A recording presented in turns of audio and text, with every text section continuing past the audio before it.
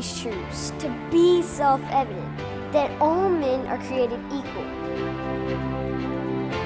We, the people of the United States, in order to form a more perfect union, and secure the blessings of liberty to ourselves and our posterity.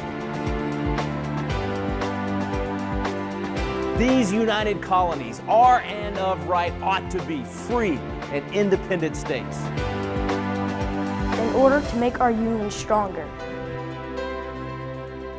that they are endowed by their Creator with certain inalienable rights, and among these are life, liberty, and the pursuit of happiness.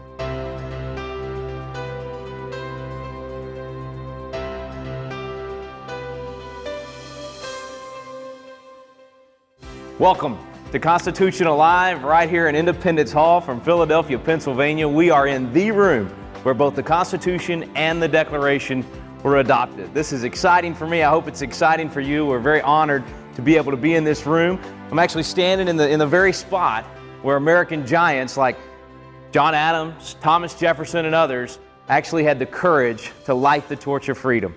This is the room. These walls actually witnessed the great debates of Benjamin Franklin and Madison and Mason and Hamilton and other patriots that hashed out those details to our American Constitution. So to actually be in this room where it happened is very, very exciting for me. Those documents led to and paved the way for the greatest, most free, most amazing nation in the history of the world. And this is where it all began, right here. In fact, that chair behind me that you can see, that's where George Washington sat as he presided over that Constitutional Convention. So just being in this room, I'm in a little bit of a sense of awe. I hope you are as well. And those at home that are joining us from their webinar, I guess I had a reminder last night of how special it is to be in this room. We came by to check out all our equipment, make sure everything was going to work well tonight. And two rangers here were nice enough to get us in and show us what we needed to do. And in visiting with them, I found it quite amazing that even after several years of working here, they still had that awe every time they came in the room. In fact, one of them, nice lady, told me she'd been working here 3 years. First 2 years, she did not allow herself to come across that rail into this room where I'm standing now. Young man that's been here a year still has not allowed himself to come into this area. Now, I didn't say they weren't allowed. They're park rangers. They could have come over here anytime. But because of a sense of awe, a sense of respect for this place and what happened in this room, they've not done so. And that was a good reminder to me of just how special this is and how blessed we are to get to be in this room tonight. And speaking of those rangers, they're the ones that actually not only preserve this place and protect this majestic and historic room, but they make it available for people from all over the world to come into this room and actually see where the seeds of liberty were sown, where they were planted. And I think it's a great testament for America to still be that beacon of hope around the world. So I'm really, really appreciative of those rangers that make that possible for us. There's a few of them outside this room that can hear you, and I would appreciate it if you would thank them for what they do every day to keep us alive. Maybe some of them will watch the DVDs later and they'll know that we were thanking them for what they do. I just think it's neat to keep history alive and give people a chance to witness it and participate in it. I don't think I can get across to you how excited I am about this. I kind of feel like, and I use sports analogies a lot, so forgive me for that, but I feel like that kid that has finally met their hero and they're about to get the autograph of their favorite ball player ever, because being in this room is as close as I'm ever going to get to actually shaking the hands of the Founding Fathers. So this is, if I'm a little bit giddy, you'll just have to forgive me tonight. I'm more excited than I thought I would be. I knew I'd be excited, but I'm just kind of in awe of what we're about to do. So I can't help but think as I'm coming in here tonight, and I know it wasn't a true story, and I know it's a bunch of fiction in there, but I was kind of thinking about National Treasure. Remember that movie? You know, Nicolas Cage is running into Independence Hall. He finds those secret spectacles of Benjamin Franklin, and they're able to see the secret and, you know, decode the message on the back of the Declaration of Independence. And I know we're not going to find any secret spectacles of Benjamin Franklin. We're not going to see any secret messages on the back of the Declaration. But I can promise you tonight, what we will find on the front side of the Declaration and the Constitution, in those words that were made available for the whole world to see, we're going to rediscover the secret sauce of American exceptionalism. We're going to find that formula, rediscover and reestablish that formula that made America so successful. So thank you for joining me tonight and being part of it. Those men that gathered in this room on those two occasions and put those documents in place, it wasn't enough just to write those words. The words of the Declaration would just be words on paper in some attic somewhere collecting dust if it hadn't been for the men that sat in this room and were willing to stand for the things that they were saying, willing to bring the words to life by literally putting their lives on the line. And as overwhelmed as I am to be in this room tonight and in the day that we live in, I can only imagine what it would have been like to be in here, in this room, whenever they signed the Declaration of Independence, when they were willing to put their lives behind the words that they were saying. I know we always read in history it was July 4th. Of course, the only guys to sign those few days between the 1st and the 4th was actually Secretary Thompson and John Hancock, the President of Congress. The rest of the guys came back in here on August 2nd. There was 3 or 4 other guys that didn't sign until later, but most all of them came in here on August 2nd. You can imagine that's a little bit different date. I mean, that's a little bit different occasion. It's one thing to vote and say, hey, Hancock, why don't you put your name on that document and send it over to King George. It's another thing to put your name on the line knowing that King George is coming after you put your name there. And they did that. They gathered here, and I love the letter that Benjamin Rush wrote to John Adams. These guys corresponded a lot after the Revolution, and Rush described in this letter what it was like to be in this room that day when they signed the Declaration of Independence. And Rush reminded Adams, he said, you know, when we came in, many believed that it would be our death warrant. He said no one said a word as they were called forward. He said it was totally silent. And Secretary Thompson from the front of the room started on his right over here with New Hampshire, and he said, Josiah Bartlett of New Hampshire. And Bartlett got up, he came forward, he took the pen, he dipped it in the ink, and he signed in total silence the Declaration of Independence. He went back and he sat down, and one by one they came. John Hart of New Jersey. And you can just imagine as they came forward and took the pen out of that silver ink well and dipped it in the ink, and you could hear that pen scratching along the surface of the Declaration. Well, no one said anything. One by one they came. And finally, Elbridge Gerry got up to come forward, and the silence was broken. Now, Elbridge Gerry was not a well-known founding father. We don't talk much about him today at all. He went on to be vice president later, but the only thing you need to know about him for this particular story is that Elbridge Gerry was the smallest of the founders. I mean, he was a little guy. He was not the towering 7-foot Thor-like figure that stands before you here speaking tonight. He was... What are you laughing at? Okay, so all right, I'm a little guy. Okay, I'm 5'8" with my boots on, all right? This guy was even smaller than me. And he gets called forward to sign the Declaration. And then this guy, Benjamin Harrison, Colonel Benjamin Harrison, from over here from Virginia, big guy. I mean, he was the largest of the founders. He hollers out at Gerry just as Gerry's about to sign. Now, this is the most important political moment in the history of the world. I mean, this is a serious occasion. And the big guy from the back of the room says to the little man up front, he says, I shall have a great advantage over you, Mr. Gerry, when we're hung for what we're now doing. By the size and great weight of my body, well, I'll be dead in a minute or two. But by the lightness of yours, you're going to dance in the air for an hour or more before you're finally dead. Only words spoken during the... Well, now, after the signing, they do say, some say that Franklin said, who sat here, he said, you know, we better all hang together or else we'll surely hang separately. So, I mean, they knew what they were doing when they signed the document. And I tell you those two things because I think it's important for us to know that those guys that were in here, they knew what they were doing. They knew this was going to be a death warrant.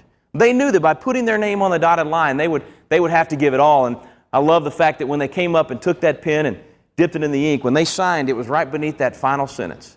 It says, in support of this declaration, with a firm reliance on the protection of divine providence, we mutually pledge to each other our lives, our fortunes, and our sacred honor. Those were true patriots. They were sinners, they were fallen, they made terrible mistakes just like all of us. But they were patriots because they didn't just get excited, you know, sign the petition, go home, forget about it. These guys stood by their signature. Every single one of them. They did not back down. Not one of them failed to follow through on the commitment that they had made. In fact, when you think about the sacrifice that they made, all 56 of them giving of their lives, their fortunes, and their sacred honor in one way or another, some of them literally giving their lives, many of them giving their entire fortunes, some of them lost their wives, lost their sons. They sacrificed a lot for us to be free, so that generations later, we could be free. I think sometimes we forget that our freedom's not free. We forget that there have been those that came before us that paid the ultimate price for us to be able to enjoy these blessings of liberty we talk so much about. And it didn't stop in this room. When these guys lit that torch of freedom, there were others that had to come alongside, that had to rally to the cause. In fact, I love what happened a few months later after Washington had begun to finally get his ragtag bunch together and began to be able to do some things, and he had freed Boston. And now, a few months after the signing of the Declaration in September of 1776, he's actually in New York City. And in New York, you've got a situation where the British have attacked at Staten Island, they defeated us at Long Island, and they've pushed Washington back to Manhattan. And now Washington's kind of dug in there. He's trying to figure out what to do next. He needs to know where the British are going to move next. He needs to know where their troop fortifications are, where their movements are, where they may attack next. He doesn't know any of this, and there's only one way he's going to get that kind of information. George Washington needs a spy. But in 1776, a spy was not what we think of today. I don't know about you. When I think of a spy today, I think of a secret agent. I think of one of these cool guys, like Bond or Bourne or I'm thinking of these guys that dress cool. They got all the gadgets. They act cool. They talk cool. I mean, they have gadgets that will allow them to accomplish any mission impossible. I mean, these guys can actually, with their gadgets, they can run down the side of a mile-high building without any problem. And even when they don't have the gadgets. I mean, you got to watch out because these guys can kill you with a paperclip, a toothpick, a magazine. It doesn't matter. They're going to take care of you. And they never lose their cool. Chaos all around them, and they can still ask for a martini. Shaken, not stirred. I don't know how they do it. But I'm in awe of these guys. That's not what it was like in 1776. All right, that's our movies. It sounds pretty. Go back to 1776, man. If you were a spy, you were the lowest of the low. You weren't a military hero. You were a hired gun. You were not somebody that either side trusted. And Washington knew that. He knew that if he sent one of those types of folks, they're going to be killed upon capture. He wasn't even sure he'd get the right information back. What Washington wanted was one of his trusted officers to step up and volunteer for this mission. But he wasn't about to demand it of him. He wasn't going to demand such a demeaning and dangerous mission. See, if you were killed on the battlefield, there was honor in that. If you were captured as a spy and hung, no honor in that. Your legacy was destroyed. Your reputation was ruined. So Washington's trying to figure out how to do this, talking to some of his officers. One of these guys gets an idea, and he goes back to his tent, and he's got a bunch of his officers there in his tent, and in hushed tones, Colonel Tom Knowlton is telling these guys why he needs somebody to step up and take care of what the general needs. Nobody's willing. In fact, Knowlton finally gives up. He turns to leave. He's going to head back to General Washington, telling him he's failed. And as he turns to leave, this kid standing at the door had come to the meeting late. He was actually ill with a fever, so he arrived at the meeting late. And as Knowlton's about to leave, this kid steps forward and he says, "I will undertake the mission." Now, to really understand what's happening in this tent, you got to understand this was not your ordinary group of officers. This was not your ordinary soldier at the door. In fact, these men were Colonel Tom Knowlton's Rangers. These were the original Special Forces. This was the first group of Army Rangers. They had recently been put together by Washington. These were the guys that were the Special Forces. Now, the only way for me to wrap my head around that, and living in the day that I live in, and trying to think about the Revolutionary era guys, Special Forces, I got to think like this. Okay, maybe you can join me in this. Just think Chuck Norris, but with a ponytail. Okay, that's the only way I can get my head around that. Okay, so you got these Special Forces guys, all these guys with their ponytails. They've gathered in the tent, and Knowlton's trying to find a volunteer. Well, the guy at the door is none other than Captain Nathan Hale. He's only 21 years old. 21 years old. Now, this is a guy that had graduated from Yale at 18. He had studied for the ministry, went to become a teacher for a few years, and he's teaching in New London, Connecticut. And while he's teaching there, the war breaks out. Lexington and Concord happens. Now, he's just halfway through his 19th year when Lexington and Concord breaks out, so he's still a teenager, basically. But when he hears about Lexington and Concord, he shows up at the town hall meeting there in his hometown to discuss what's happening. And this 19-year-old stands up in front of his community, and he says to them, "We should take up arms, we should march immediately, and not lay down those arms until we've achieved independence." Independence? I mean, nobody had uttered the word independent in his hometown yet. But this young man shakes his community from that colonial submission, shakes the hands of his students, and he marches off to war. And now here we are, a year and a half later. He finds himself outside this tent of Colonel Knowlton's, and a buddy of his is actually there. He's also an officer, a guy named William Hull. Captain William Hull had gone to school with him at Yale. And so Hull is trying to talk Captain Hale out of this. He's saying, "You're never going to succeed at this. There's no way you'll accomplish the mission." He said, first of all, Hale, you're too honest. There's no way you're going to be a good spy. You can't lie. You're going to fail in the mission. Secondly, this is an impossible mission. There's no way you're going to achieve. And he said, even if you succeed, your reputation's going to be ruined. Your legacy is ruined. Don't do it. There's no honor in it, he said. Well, Captain Hale said, "There is honor in any mission necessary for the cause of freedom. I will do my duty." Takes off, dresses once again as a teacher, gets across enemy lines, and acts like he's a teacher looking for work. So he goes around New York there, and for about a week, he's mapping out the locations of the British troops. And he gets all of their fortifications, their movements, he gets it all down on paper, stuffs it in his shoe, then he's sneaking back across enemy lines, and he's captured. Well, evidence is right there on his person. There's no denying what he's there for. So literally that night they sentence him to hang the next morning. And so that night he's contemplating his fate. He's saying, look, I failed. I failed the mission. I failed the general. I failed the cause for which the cause I love so much. What can I possibly do? Well, he asked for a member of the clergy he's denied. He asked for a Bible he's denied. He finally gets a couple of pieces of paper and he's able to write a couple of letters. And as he's writing these letters, he purposes within his heart to do the only thing left that he can do to help the cause. And so the next morning they're marching him out and the crowd has begun to gather to witness the hanging. And they give him a chance to say a few last words. And a lot of different people wrote different things about what he said. Apparently he gave a pretty long speech. I mean, this 21-year-old actually gave an impassioned speech about freedom, about what the American cause of liberty was all about. And he's reaching back into kind of the days of college where he was actually a great orator, and he's reaching back into the rhetoric and some of the things that he had read then, including right here, Joseph Addison's Cato had been a big influence on Washington and the others, and Hale had read that in college. And so here he is, he's giving this speech, and these British soldiers are heckling him.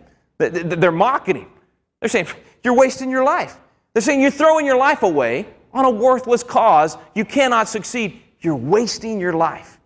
And then, of course, Nathan Hale said those words that we've heard over and over and over again. He said, I only regret that I have but one life to give for my country.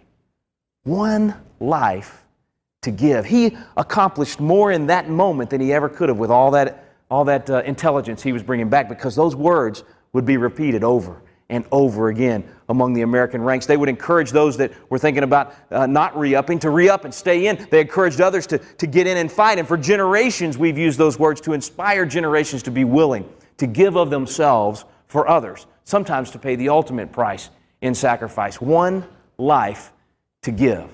We all have but one life to give, don't we? That's all we get. The question is, for what will we give our one life? We're blessed in America that every generation, it seems, there's enough that are willing to be involved, to participate, to sacrifice. Not just give their life on the battlefield, which is huge, of course, but also to live their life and live out the freedom that the others paid for.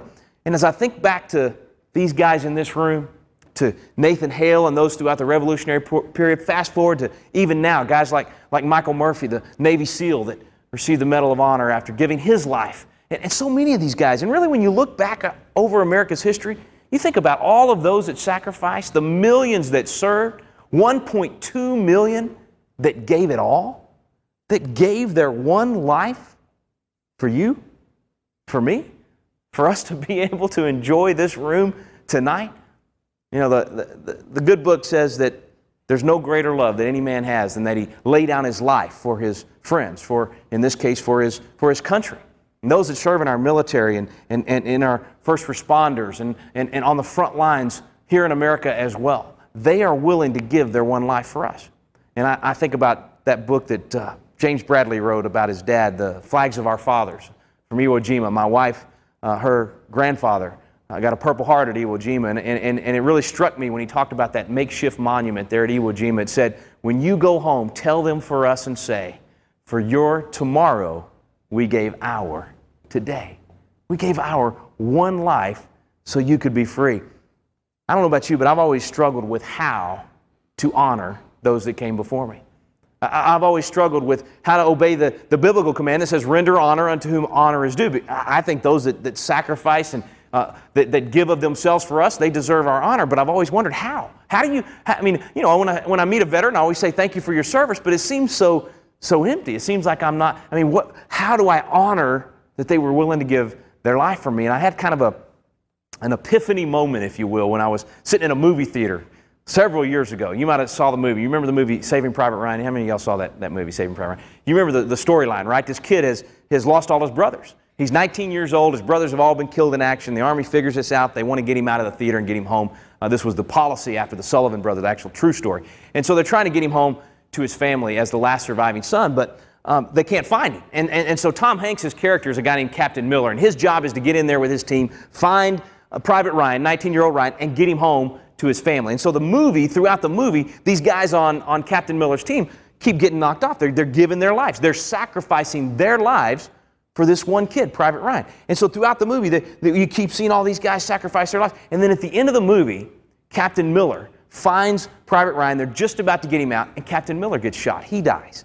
But just before he dies, he grabs this kid, this 19-year-old that they had all given their lives for. He pulls him in real close, and he said 2 words, not just to Private Ryan, I think to every one of us in this room, all of you at home watching. He said, "Earn this. Earn this." They had given their lives for him, and they're saying to him, earn the freedom that we've sacrificed for. And only as Hollywood can do it, they morphed from that young 19-year-old Private Ryan to 50 or 60 years later, an elderly Private Ryan has come back, and he's visiting the grave of Captain Miller. And I remember him kneeling down, and he said to Captain Miller, he said, "Tell me I've lived a good life. Tell me I've lived a life worthy of the sacrifice that you made for me. Earn this." I think it's time for us to earn the freedom. Some of you that have joined me tonight, you put your lives on the line. You sacrificed for my freedom. You were willing to give your life. Many that are at home watching, willing to do that. We want to earn the freedom that we've been given. How do we do that? I think Abraham Lincoln probably said it better than anybody. He said, "It is from these honored dead that we take increased devotion to the cause for which they gave the last full measure of devotion. That these dead shall not have died in vain, that this nation under God shall have a new birth of freedom, and the government of the people, by the people, for the people, shall not perish from the earth." He's saying the way we honor those that came before us is we take increased devotion to the cause for which they gave the last full measure of devotion. The cause that started right here in this room. The cause of liberty, the cause of freedom. We increase our devotion to that cause. That's how we honor what they did for us. And that's why we're here tonight. We're here to honor them and to say, look, they gave their one life for us. What can we do? What can we as citizens do? How do we give our lives, live our lives, if you will, in a way that honors the sacrifice that came before us? Well, we start right here by saying, what was it that these guys put together? What was this secret sauce, this formula that made our nation so free and so successful? And then what's our job? What can we do to help preserve it for future generations? I don't want you to leave this class saying, oh, that was kind of neat. You know, we got to come in and see where it all began, or, you know, we learned some stories about the founders we didn't know, and then go home and forget about it. I don't want anybody watching these DVDs and just saying, okay, that was kind of neat. We did that in our living room, our Sunday school class, or wherever we watched it, and then go home. No. My prayer is that you guys and ladies leave tonight, that those watching at home and those on the webinar tonight, that when this is over, you have a burden. I want you to have a sense of responsibility, that it is up to you to preserve this freedom for the next generation. In fact, I'm going to make a statement to you that you may think is a little bit overblown. My wife would probably say it's cheesy. She calls me the king of Velveeta sometimes. She just thinks I'm cheesy sometimes. But I think it's absolutely true. It's this. The fate of the free world depends on you. Fate of the free world depends on you. Now, you might say, all right, that's, you're exaggerating, that's overblown. How many of you would agree the fate of the free world depends on America? Would you agree with me on that? How many of you understand that the fate of America depends upon her constitutional principles being upheld and preserved and protected? And how many would agree that the fate of her constitutional principles being upheld and preserved and protected depends upon the first 3 words of the Constitution, which is what? We the people. So if the fate of the free world depends on America, if America depends upon our constitutional principles, if our constitutional principles depend upon we the people, then friends, the fate of the free world depends on you. And so we're here to challenge ourselves, to dig deep into these documents to say, okay, what's my job? What do I go do as a citizen to preserve freedom? And I tell you, I'm seeing more of this than I've ever seen in my life. I mean, I've been doing this for 15 years, but I've never seen the level of activity in our nation. I've never seen so many people coming out to say, hey, I want to learn about the Founding Fathers. I want to know what freedom's all about. I want to know what the Constitution said. How many of you seen all these bumper stickers? How many of you driven by a car seen a bumper sticker that said, read the Constitution? Anybody seen one of those? Okay, a guy like me, I see that bumper sticker, I'm honking. Okay, I'm sorry. I get excited when I see that. But we've all said that for years. Read the Constitution. Everybody needs to read the Constitution. But we don't usually do it. Most people never actually pick it up. I didn't. I went through law school and was a legislator. I didn't read through the Constitution back then. In fact, I'll tell you what really got me fired up about actually studying the founding documents. I was sitting in my Capitol office back in Austin, Texas, back when I was a legislator. And I'm sitting in my office and I'm reading this poll, and the poll says, It was a Texas poll, so if you're not from Texas, you don't have to feel bad about this poll, but I'm betting your numbers in your state weren't even any better. Here's what the poll said. The poll said that half of Texans, half, could not name one freedom out of the First Amendment. Not even one. There's 5 there that we love, we hold dear, we cherish, we'd fight for, we'd die for. Half of Texans couldn't even name one of them. 95% could not name 2 of the 5. I was appalled. Then I tried to name them. Then it was me. I couldn't name them. And I thought, wow, I'm a legislator. I'm a lawyer. I'm a political junkie, man. I live, breathe, and eat this stuff. I'm doing it all. And I couldn't name them. I thought, what a shame. If I don't know what my freedoms are, if I don't know where they are, how am I going to defend it? How am I going to teach my kids these things if I don't know them myself? So that actually spurred a piece of legislation I did back then called the Celebrate Freedom Week. And what it did, we actually numbered it to House Bill 1776. I just love saying that in this room. I don't know why. I had to stand in line to be able to get that number for the bill. So House Bill 1776. And what it did was it said every kid in Texas has to spend time studying these guys. Studying the Declaration and the Constitution, studying the men that gave them, studying the ideas that went behind them, and studying our military, and studying the sacrifices made. And we're not going to just gloss over it once in 5th or 11th grade and forget about it. We're going to teach it every single year so that we can pound it into the minds of our young people, so we can put it in their hearts and their souls so that they'll appreciate the freedom they've been given, and they'll be able to defend and protect it for future generations. So we passed that bill, and now we've got several other states that have passed it. We've got an effort happening all across the nation. If you're at home tonight watching on the webinar, you're watching this DVD, go to my website at rickgreen.com and click on Celebrate Freedom Week and pull up the page there, and it'll tell you what's happening in your state. You can click on your state, and it'll tell you the action steps you can take to help make this happen in your home state. It's a great way to make sure every kid's studying these wonderful documents that came out of this room right here. Can you imagine how much better our country would be if every kid in America was studying the Declaration of Independence and the Constitution? I mean, just imagine every single year. I hope you'll help us make it happen. Be sure and take that down as one of your action steps, hopefully, after this class is over. So let me kind of just give you a quick overview of our purpose here and kind of the approach that we're going to take, because this is going to be a little bit different than maybe some courses that you have taken or that you're considering taking it in the future. I loved reading John Jay. I love this quote that he gave us. Jay's, of course, our first Chief Justice of the United States Supreme Court, but he's also one of the 3 guys that did the Federalist Papers. So he did sort of the instruction manual for us to kind of understand what these guys were doing. He and 2 other guys, Madison and Hamilton. But Jay gave us a little bit of a warning. And if you would, this quote here, follow me on this quote, because this is going to sort of guide everything we do throughout this class. This is our goal, to accomplish what John Jay told us. He said that every member of the state, and let me just stop right there, because that means I can't get off the hook by saying I'm not a teacher or a preacher or whoever else might be. It means all of us, right?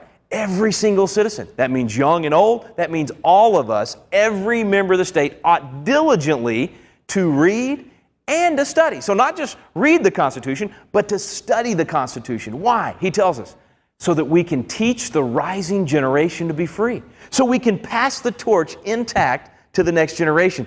And then he tells us so that we'll know our rights and we'll sooner perceive when they've been violated, and we'll be the better prepared to defend and assert them. That's our goal, to know our rights, perceive when they've been violated, and be the better prepared to defend and assert them in a constitutional, peaceable way. That's one of the most important things of what we want to do in this class, is say, okay, if we see something going wrong in our government or in our Constitution, we don't want anarchy. We don't want violence. We don't want any of those. The document actually gives us the tools. It gives us the means to peaceably participate in our government so that we can save that government and save that freedom for future generations. So that's what we're going to do throughout the whole class. And our approach, let me just give you 3 or 4 kind of setup things about the way we're going to do this. Let me just first say, folks, I'm no guru, okay? I am so blessed to get to work with some guys I think are gurus, guys like Ed Meese and David Barton and other guys like that, Matt Staver. I get to learn at their feet. And all I'm doing is I'm here with you as a fellow citizen. We're going to sharpen each other's countenance tonight. We're going to help each other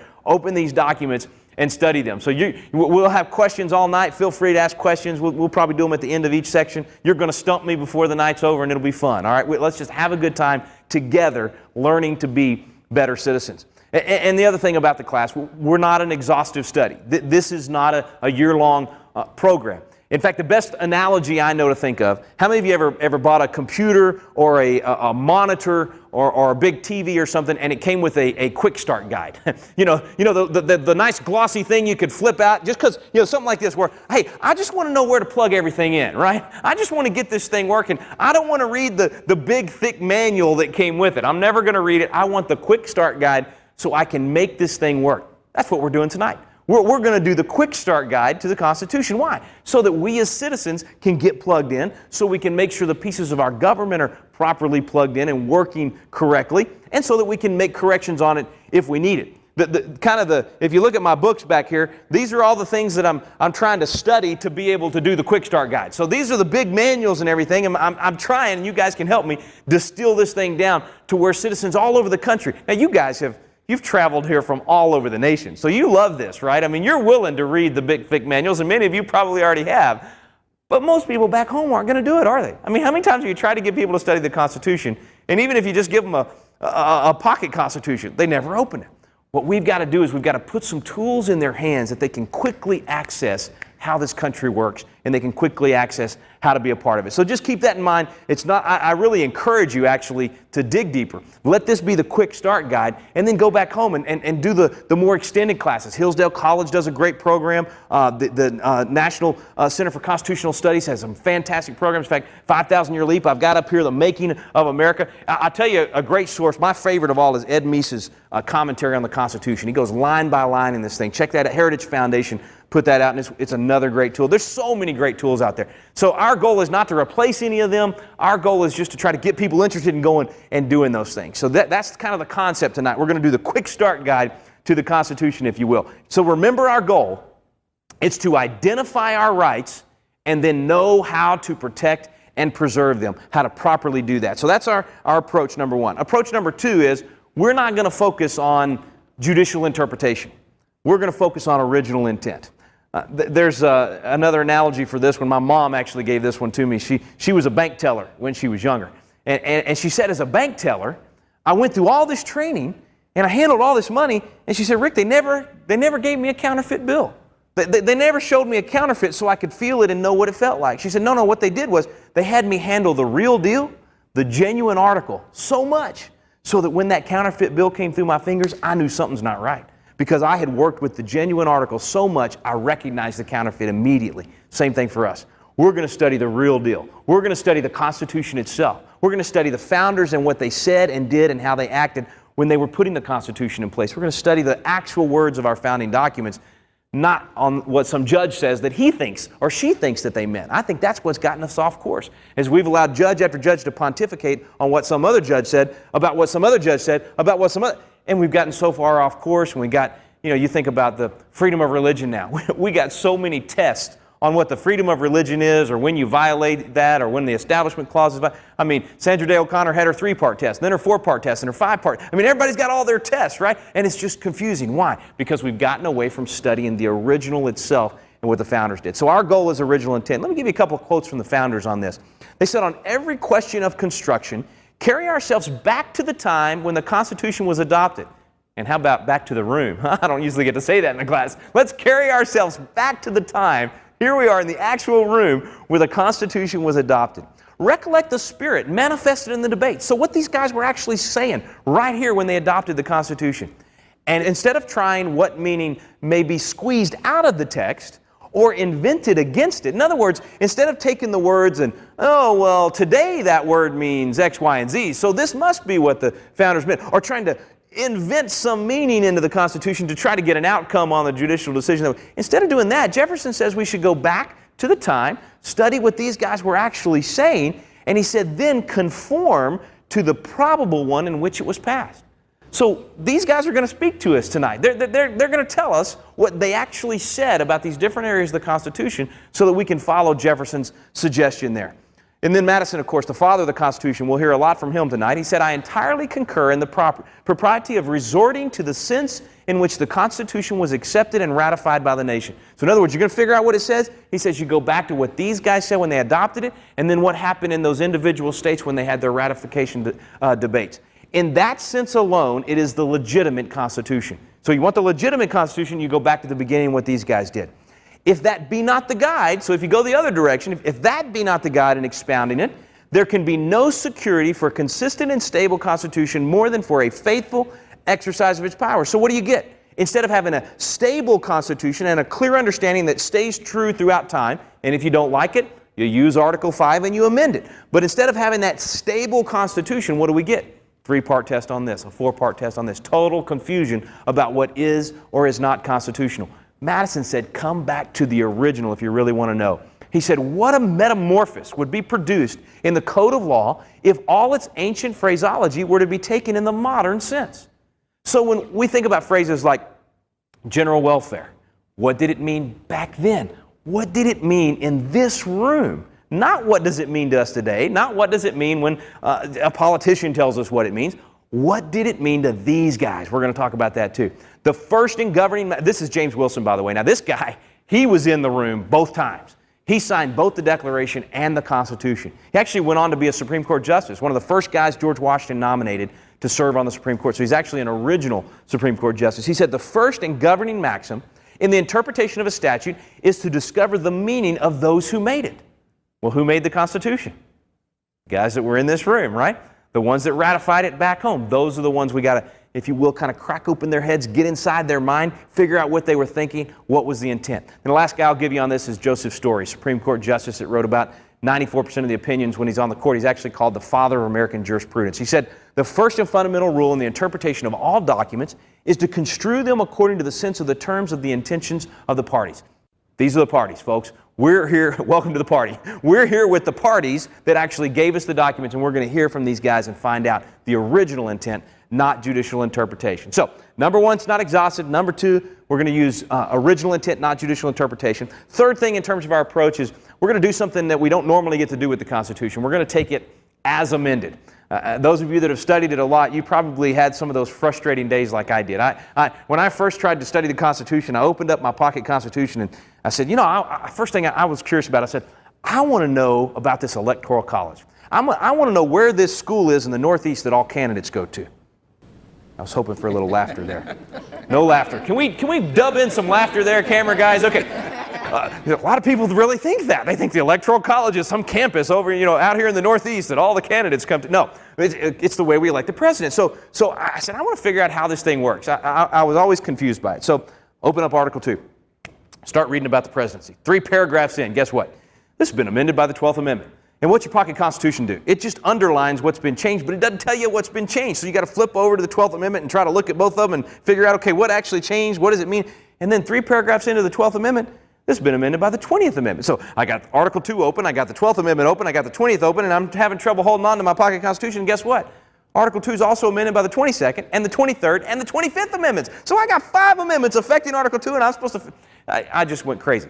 I am so thankful for my buddy Mike Haller. Mike put this thing together. He did meticulous work to put together this Constitution Made Easy, the tool we're going to use tonight. And I know you're going to, as the night goes on, you're going to think this green guy is really simple-minded. Because I am. I need things to be explained. Okay, so Mike really helped me with this, and he laid out the Constitution as amended. What a novel concept. So the tool in your hands tonight, what you're going to be able to do is flip that thing open, and on the left-hand side of the page, we get the original. Because I'm an originalist. I'm not for replacing that language. But we get the original on the left-hand side of the page, and then on the right-hand side of the page, we get the Constitution as amended. So the blue is all the amendments incorporated into the original, and it's in modern language. So that's the fourth thing we get is some plain language that makes it easy for people that haven't made a big study out of this to actually go and read through the Constitution very quickly. Well, part of what I love about that Constitution Made Easy is you can actually sit down and read the blue part, the plain language, in about 15 minutes. So people that have never been exposed before, you can hand that to them and say, hey, just sit down and read the Constitution. Just read through it real quick, and you'll find some things you never even knew were in there. You're going to be able to clarify some things you may not have been aware of before. So that's our approach. That's how we're going to do this. We got a lot to cover in a short period of time, and you'll find people say that David and I both, we talk about 90 words a minute. We've gusted up to about 350. I'm gonna try not to gust on up to 350 too often in our echo chamber here. I'll do my best to keep the speed down, but we've got a lot of time together, and we're going to cover as much as we possibly can. So that's